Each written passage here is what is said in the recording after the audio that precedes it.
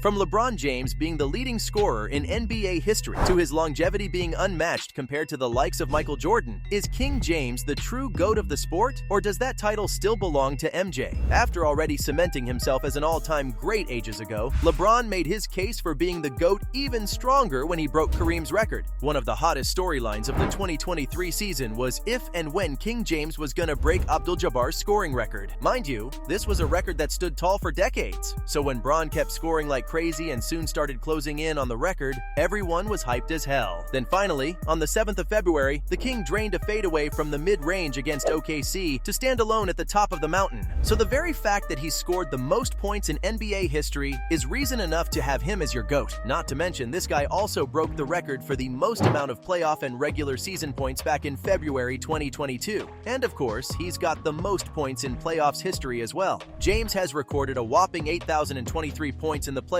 following the 2023 postseason, while MJ is at second with just 5,987. Then in November of 2023, James made his case stronger as he became the only player in the history of the NBA to be in the 39,000 point club. And based on how he's been playing, he'll crack 40,000 points in no time. What's more, the King has the second most points in NBA Finals history with 1,562, and he'll easily surpass Jerry West if he can play in one more final series. But guess what? LeBron's record-breaking ways don't end here. We all know the King's one of the greatest and most consistent scorers of all time, and that's allowed him to break another record that'll probably never be matched by another player. Believe it or not, James is the only man to score 40 points against each of the 30 teams in the NBA. Yeah, you heard that right, including all the teams he's played for. Scoring 40 points is hard enough, but doing so against every team in the league? That's just ridiculous. Then in January of 2023, the four-time champ became the first player in NBA history to record 100 three-point games with 3 different franchises, which is unbelievable. And of course, it's not as if his wild records are limited to the regular season, because he's also the only player to win a Finals MVP with 3 different teams. As if that isn't crazy enough, LeBron's also the only member of the 30K, 10K, 10K club, making his resume legendary.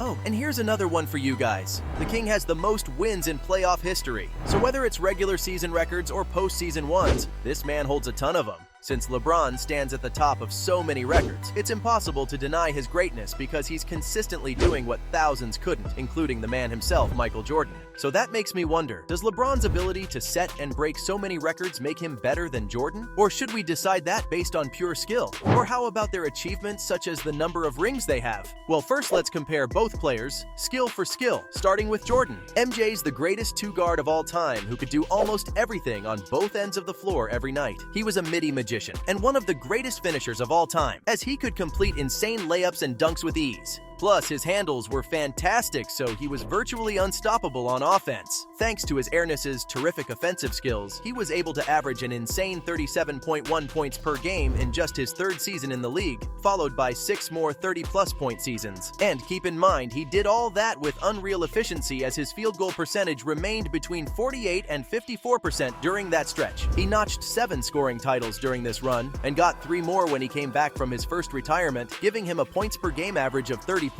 Besides that, MJ was a great rebounder as he averaged 6.2 boards per game for his career. And he was a solid playmaker too, as he put up 5.3 dimes per contest. But what really made Jordan stand out was the fact that he did all this, yet still had the energy to be the best defensive player out on the floor. This man averaged 2.3 steals for his career, and even led the league in steals on 3 occasions. He was also the greatest shot-blocking two-guard, but above all, he knew how to get stops. That's why he's tied for the most NBA all-defensive first-team selections with 9. That said, we all know Jordan had an obvious weakness, his terrible three-point shooting, which is one of the main things used against him in the GOAT debate. Moving on to the King, all the scoring records I told you about earlier are proof of the fact that he's one of the greatest scorers ever. Besides his first season, he's never averaged less than 25 points per contest, and even won a scoring title in 2008 when he posted 30 points per game. His career average rests at 27.2 for now, and while that's just below Jordan's, it's important to remember that LeBron's been doing it for way longer. That said, when you compare their peaks, MJ's scoring clears Bron's. As for rebounding,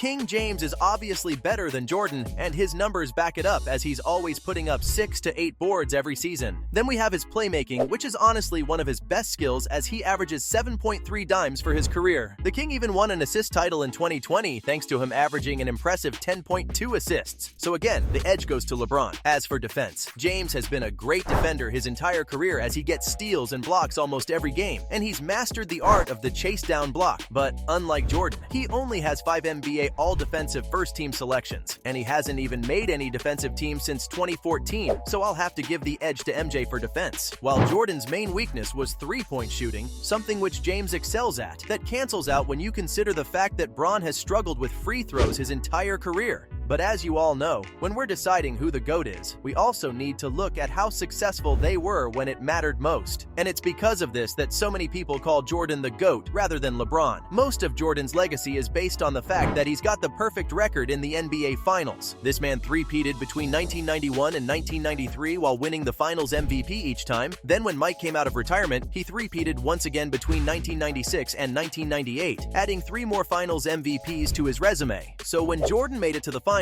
he never lost. His perfect record means so much because he was the best player in the series each time, making him the driving force behind the Bulls' success. What's more, the playoffs and finals also showcased Jordan's unbelievable clutch gene as he would hit crazy game winners in high-pressure situations. The story was the same in the regular season. As for the King, he has 4 rings and Finals MVPs, which is amazing, but he also has 6 Finals losses, making him 4-6, and that's obviously been held against him. James choked big time in his first 2 Finals appearances, so you can blame him for those. But the other 4 weren't really his fault. What's more, isn't reaching the NBA Finals 10 times more impressive than reaching it 6 times? Besides that, even though many criticize LeBron for not having the clutch gene, that couldn't be any further from the truth because he has numerous game winners in the regular season and the playoffs. Not to mention, he's responsible for the greatest comeback in NBA Finals history, so it's really hard to discredit what James has done. That said, Jordan's record is straight up flawless, so LeBron needs to win at least 2 more rings so that he faces less scrutiny in relation to this part of the debate. Though of course, there's one thing that gives LeBron the edge in this debate, and that's his longevity. So that begs the question, guys, does the King's longevity trump Jordan's almost stainless legacy? Some might say that it does, while others would say it doesn't, but at the end of the day, there's no denying that LeBron's longevity is second to none. I mean, this guy's approaching 40, yet he's still playing like he's in his prime.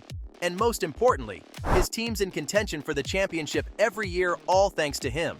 What's more, unlike Jordan, James has stayed focused on the game and never stepped aside the way Jordan did, and that's allowed him to do so much more than his airness.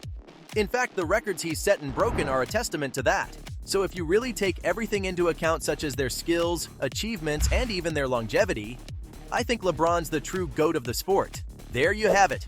From the King's longevity being unmatched compared to the likes of Michael Jordan, to James being the leading scorer in NBA history, that was everything on whether LeBron's the true GOAT of the sport instead of MJ.